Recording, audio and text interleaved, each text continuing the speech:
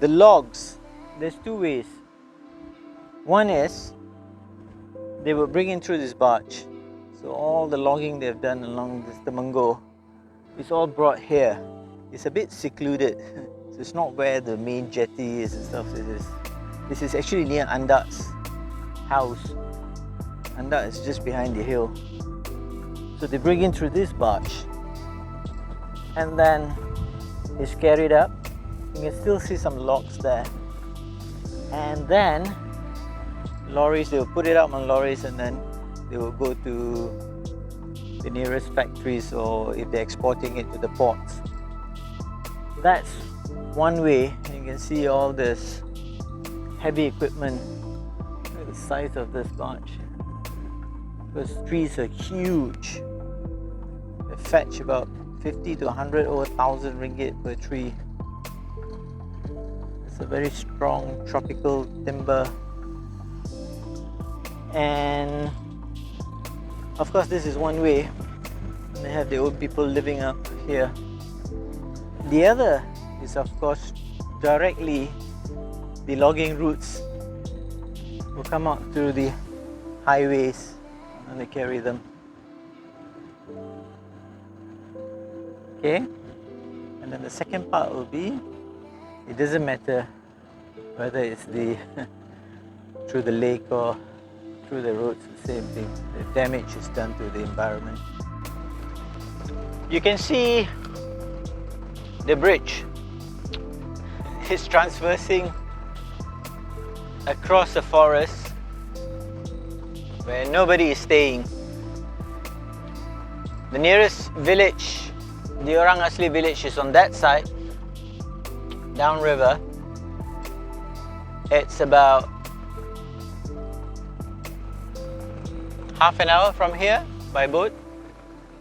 And there's no other village.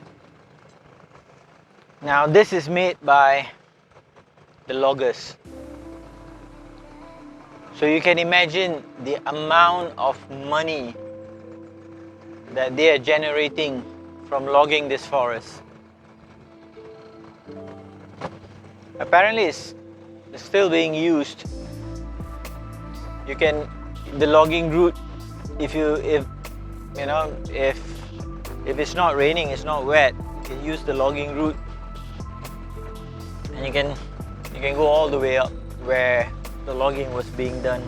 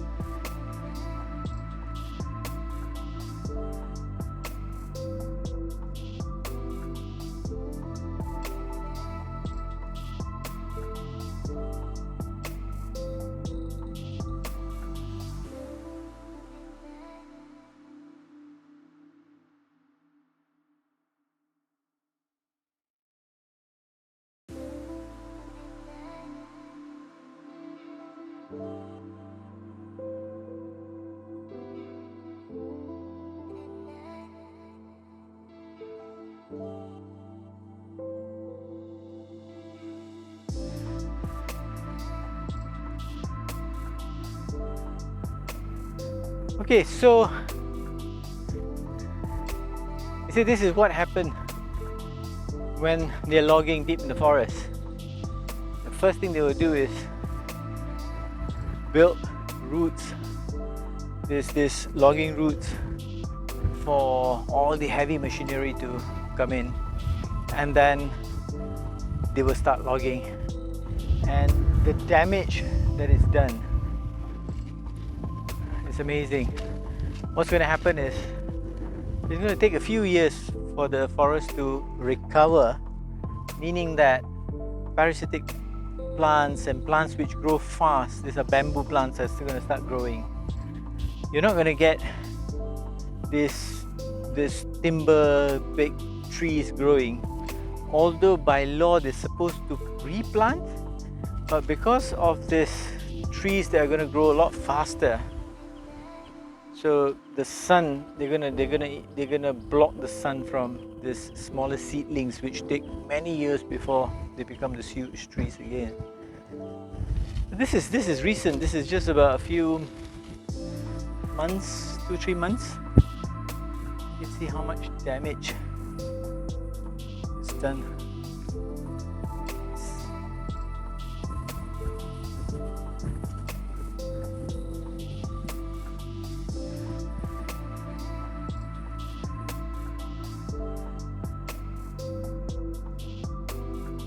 Malaysia being a tropical forest, there's a lot of trees, huge logs, but unfortunately it's also very attractive to log and to have easy money.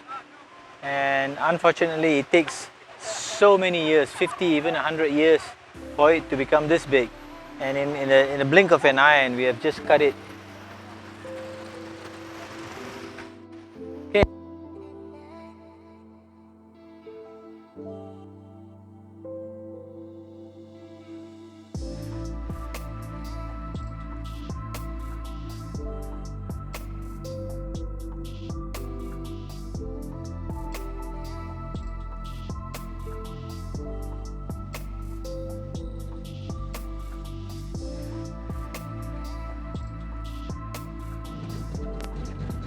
Okay, so we sometimes get confused. We look at everything that's green and we think that, oh, this forest is healthy and beautiful. Well, one of the ways to look at,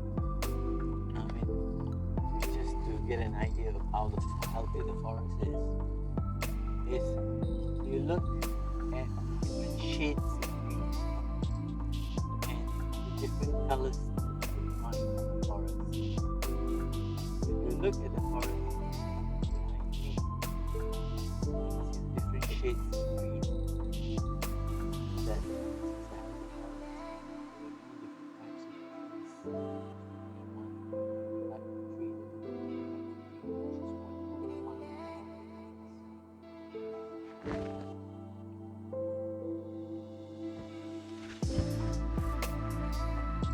This is an example of unhealthy forest.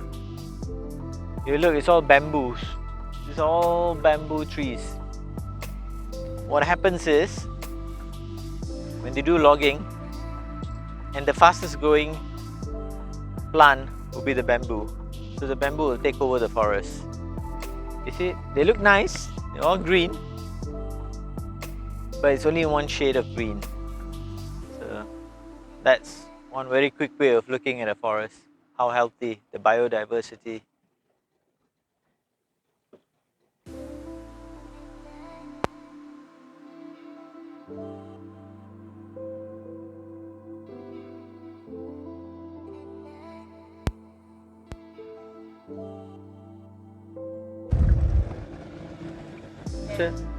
So what do you think? Do you think this is a healthy forest?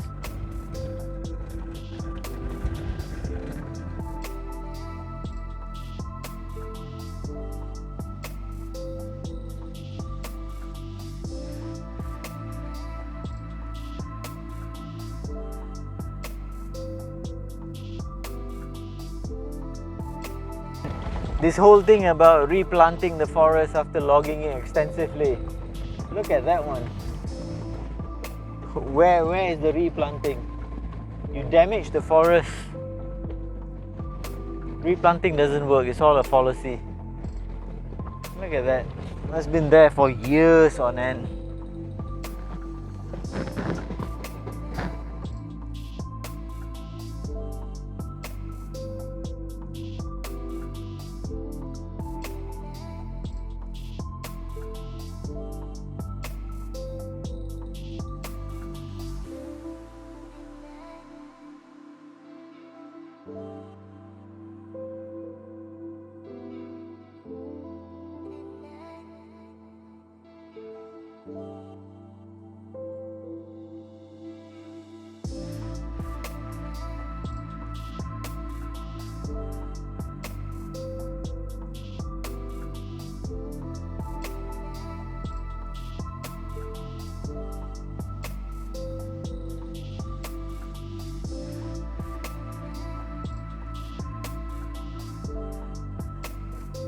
So, do you think this is a healthy forest?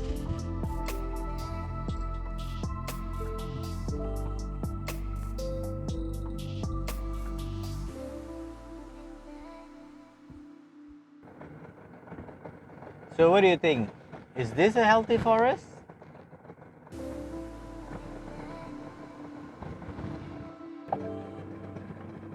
So, what do you think? How about this one? Is this a healthy forest?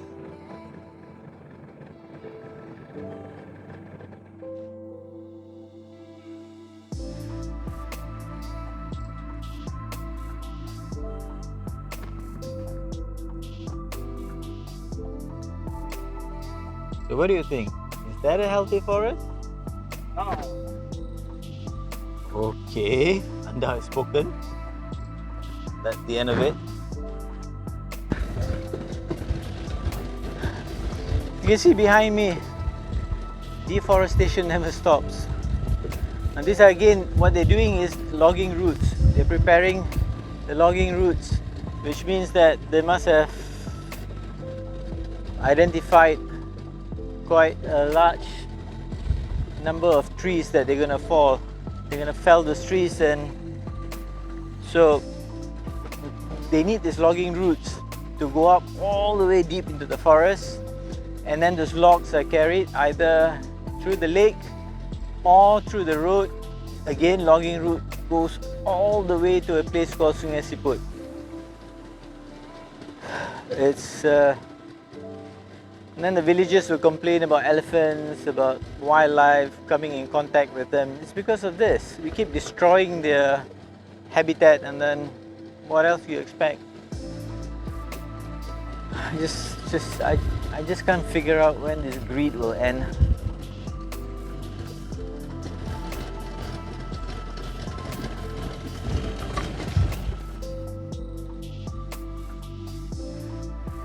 We are deep in the forest, which is occupied by the Orang Asli villages. But until today, the logging practices are still active. What they do instead is, instead of doing it where it's visible, they go up deep into the forest and they log those huge trees, take them out using this logging routes. The problem is it infects the environment, infects the quality of water, which the Orang Asli are dependent on.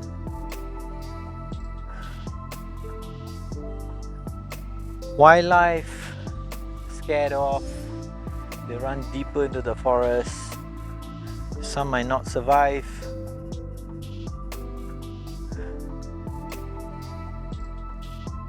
The problem with logging is most of the people who are involved in this logging practices are not locals. They come in from, I wouldn't want to mention which countries, and they tend to, you see, some of the Orang Asli, they don't actually have this whole system of marriage. What happens is, when they like each other, they build homes, and they built a family. So this logging folks, because they stay far away from the cities, they tend to have relationships with some of the Orang Asli communities. But when they have done the logging after a few years, they move away and they just move, leaving behind this single mothers with children to feed.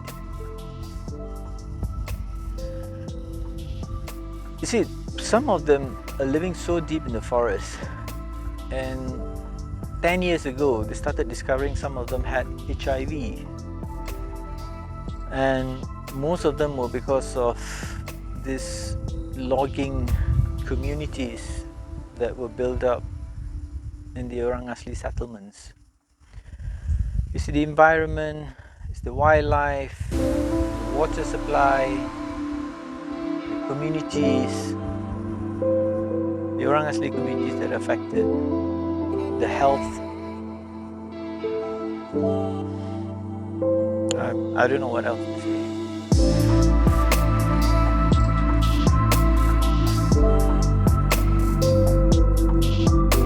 Now, you're right in the middle of forest, and hardly anyone ever comes here. You see a difference. You see something that is off, that's weird. You see, a huge path. It's like there's enough for a vehicle to pass through. Now, why this is because of this was a logging route. This is more than 40 years ago, I was told. You can see remnants of this trees which logs them, cut and then left it here. Now, you try to regrow a forest, it's not as easy. When you plant those trees, what happens is, because you have been removing a lot of those other trees as well, including those huge logs, the trees that grow faster, for example bamboos, rattans and all the other trees, they will grow a lot faster than these huge trees that they intend to replace the ones that they log, and this grows slower. So because of this growth, they deplete or they block the sunlight from getting. So hence, they don't actually grow. What you get are the other species of smaller trees. That's not good for the ecosystem. Okay.